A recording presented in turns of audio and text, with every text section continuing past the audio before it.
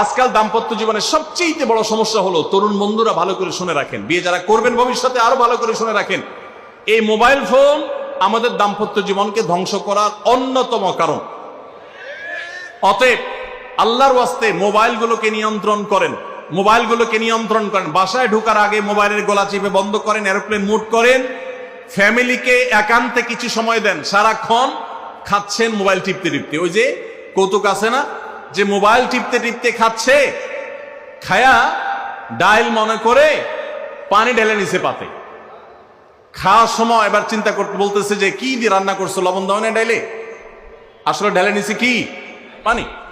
তো মোবাইল টিপতে টিপতে যদি মানুষ সংসারে স্বামী স্ত্রী একে অন্যের সাথে সময় কাটায়, তাহলে দাম্পত্য জীবনে অশান্তি নিশ্চিত। যত অশান্তি এবং যত ঝগড়া, যত ভুল বোঝাবুঝি আমাদের ফ্যামিলিগুলোতে হয়, এর অন্যতম প্রধান কারণ হলো এই মোবাইল এডিকশন, মোবাইল আসক্তি।